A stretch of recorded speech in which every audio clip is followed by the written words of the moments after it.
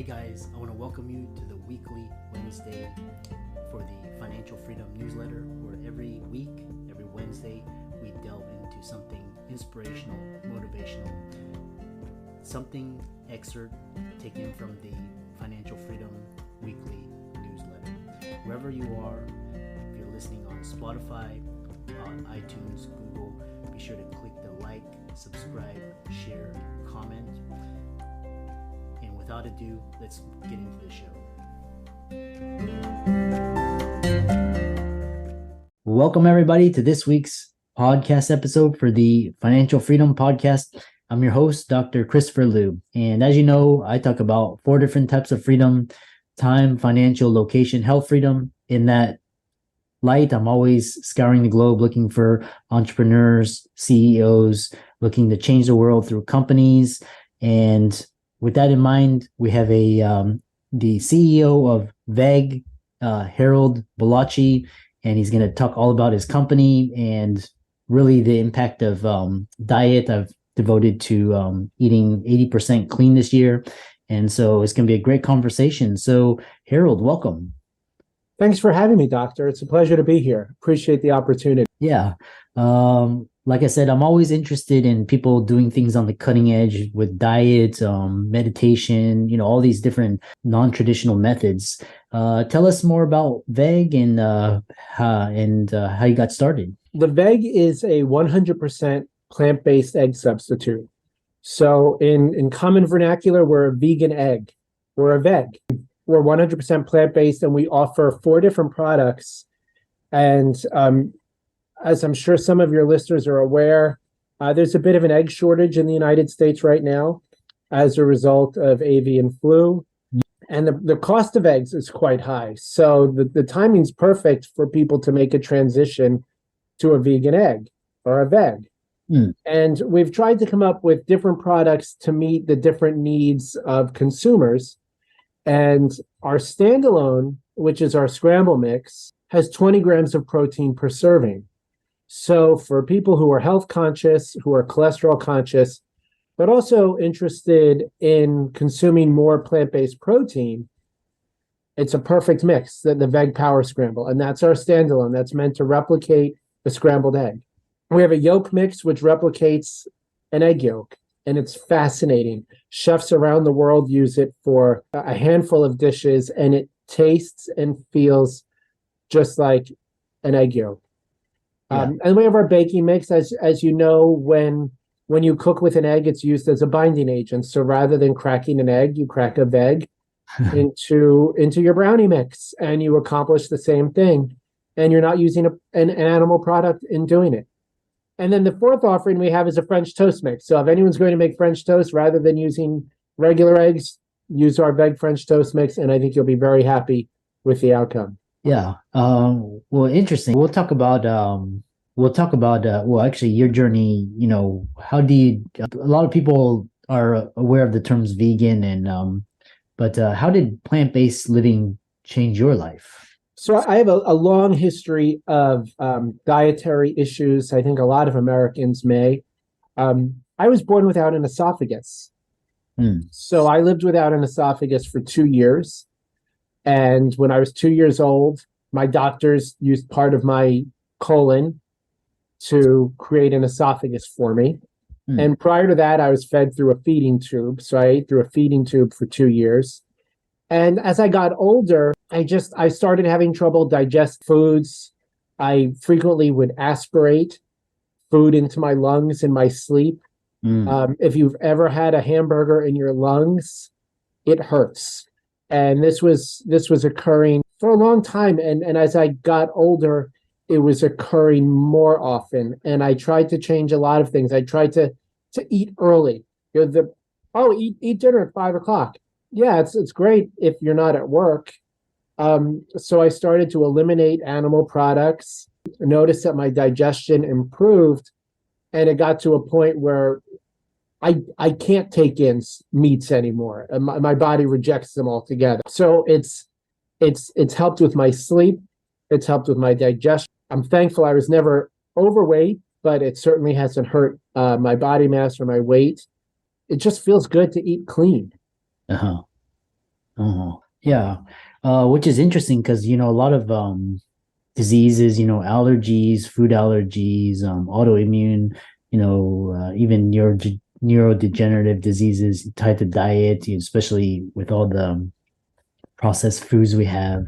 And it's, obesity, diabetes, heart disease, cancer. What's interesting is why vegs and not eggs? For any number of reasons. So we're a vegan company. So obviously one of our primary concerns is preventing the use of animals for human food. This is an anti-cruelty company. It's also a sustainability company. The fewer animals producing human food on this earth reduces climate change. So that's an important aspect of it. But just for dietary reasons, vegs are healthier than eggs. You're getting more protein per serving in our Vegg Power Scramble. You're not getting the cholesterol, and you're doing good for the environment and for animals. It's, Doc, it's hard for me to give a good explanation because it seems so intuitive to me. Why wouldn't you give up something that humans have eaten for all these years? For all human history, we've been eating animal eggs. There's really no need to be doing it when the attributes you're getting from animal foods can be replicated through a plant-based substitute. Mm-hmm. And we offer more in the way of protein. So I think that converting to vegs or transitioning to vegs or just making it part of your diet reduces cholesterol. It's great for heart health. I've spoken with many people who claim that plant-based living helped cure their diabetes and other ailments. To me, it's a no-brainer. Yeah. I know that's it's easy for a company owner to say it's a no-brainer to use his products, but we really check off so many boxes. We check off a health box. We check off a sustainability. We check off a no cruelty to animals. It's a triple win. Uh-huh. Yeah. And it's interesting. So, a lot of people would ask you, how do you, how are these eggs? How do you create? I mean, how do you create it? Is it, is a formula? Tell us more how you actually produce the product. So the product is a blend. It's all it's vitamins, it's nutritional yeast, it's plant protein, and we blend it. So there's no animal products. It's perfectly shelf stable. Once it's in its package and it's sealed, it's really good for years. Our product is add water, mix, and eat. You can really do this without using any heat. A lot of consumers will heat up our products either through a skillet, a microwave, or boiling water. But it's add water and mix. That's how easy we are to use. Yeah, and so the other question that people will have is, are people getting enough protein from plant-based protein versus animal protein? That's a great question. I think people a lot smarter than me can debate the attributes between animal protein and plant-based protein. I can tell you that I don't see a difference. We're offering a lot more protein per serving. And I would defer to the people who are looking for additional protein. A lot of health conscious people use our scramble for extra protein. Bodybuilders use our scramble for extra protein. So I don't think anyone's leaving anything on the table by not cracking a chicken egg onto their dinner plate. Yeah. And what do you see the future of plant-based food as it relates to global warming and climate change? I think it's the future. I think this is where we have to go to prevent or reduce climate change. Obviously, climate change is a big subject. We're not a fossil fuel, but I think everyone would agree that the waste created from animals who are used for human food, if we can reduce or eliminate animal waste used in connection with food preparation, we're going to make a big impact on our earth. And we're going to save a lot of cruelty to animals.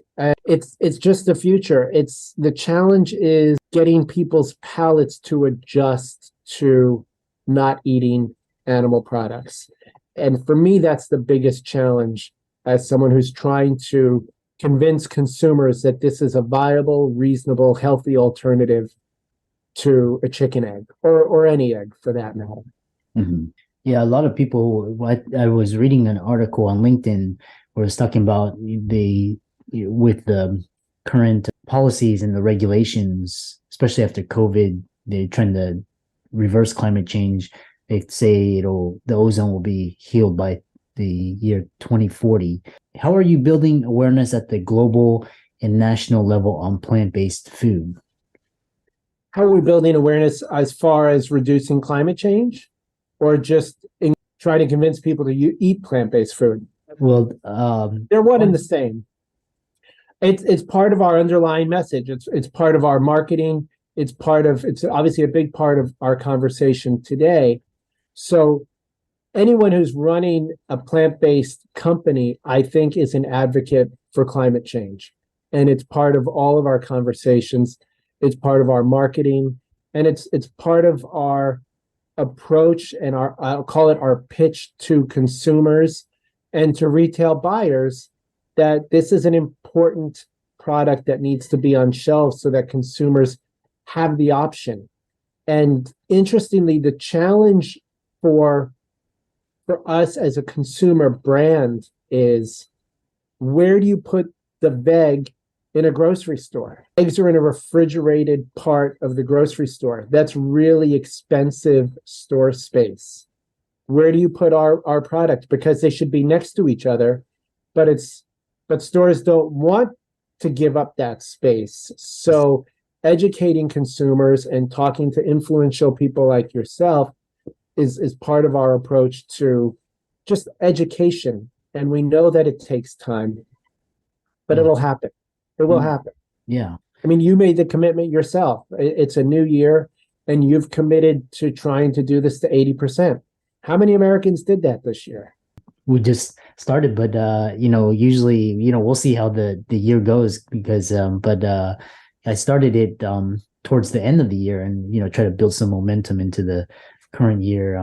It'll be interesting, the health effects, your vitality, your energy, your focus, your memory, all of that. And one question I had was, where do you see Vegg in terms of, because right now you are manufacturing this, from looks like raw products, but do you see any intersection with genetically modified food in Vegg, or is it just going to be from, first principle? I don't think we're going to go into anything that's genetically modified. We pride ourselves on being pure.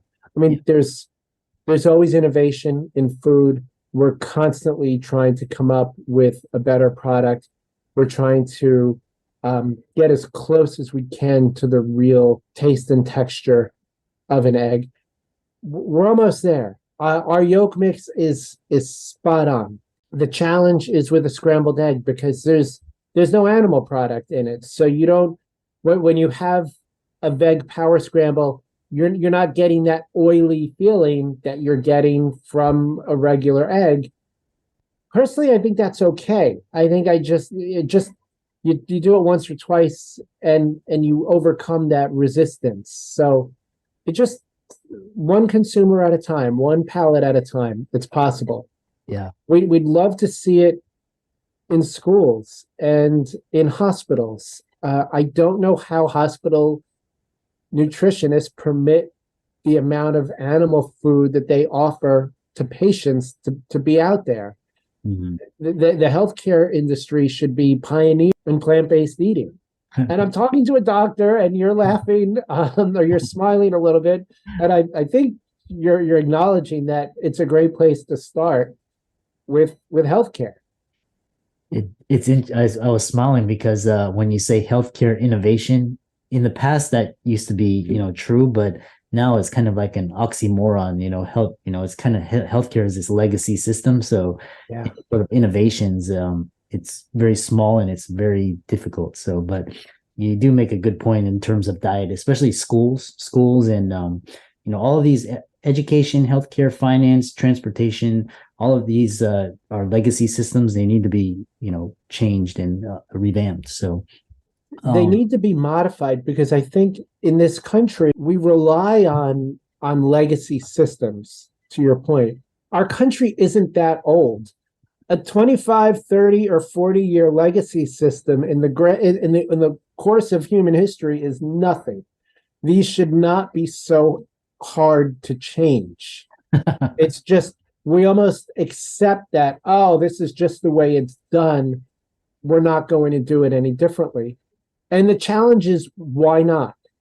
And a lot of times decision makers have different motivations in mind. And a lot of it has to do with money. But I think it's unfair to just say, oh, it's a legacy and it is the way it is. I think we can change things in this country when and if we want to. And I think we're pretty good at it when we put our heads to it. So I never fall back on, oh, this is just the way things are. Yeah. Really great conversation. As we're nearing the end, what is it that makes Vegg better than its competitor? We're 100% plant-based. We're, in my opinion, and of course you're asking the CEO of a company to describe why his product is better than everyone else's. We're the purest out there. We're the best tasting, and we're the healthiest. I can make a declarative statement that our products are the healthiest plant-based egg substitutes on the market, and I'm very proud of that declaration. And that's what sets us apart from our competitors. Yeah. And so and lastly, how do people visit your website, follow you on social media, connect with you, contact you? I'd love to hear from your listeners. Our website is thevegg.com. So it's VEGG.com. And that's our handle at the Vegg on all social media. I'm on LinkedIn, Harold Bollaci on LinkedIn. And we're available in big box stores nationwide, our website, and on Amazon. And if you don't mind, I would encourage your listeners, help us get this into hospitals and to schools and anywhere that eggs are being served, because this is the future. They could be part of something big. And so let's, for all the listeners out there, the audience, Harold's resources will be in the links and show notes. Be sure to follow him on Facebook, LinkedIn, Instagram, and Twitter, as well as his website, thevegg, VEGG.com. And with that, thanks so much for talking about, food innovation and health and emotional fitness and wellness. And thanks for coming onto the show. I appreciate your time. Thank you.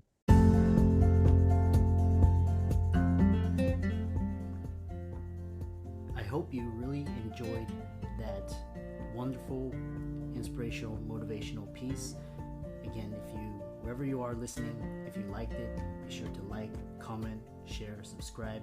We're on everywhere: Spotify, iTunes, Google, Amazon, Audible.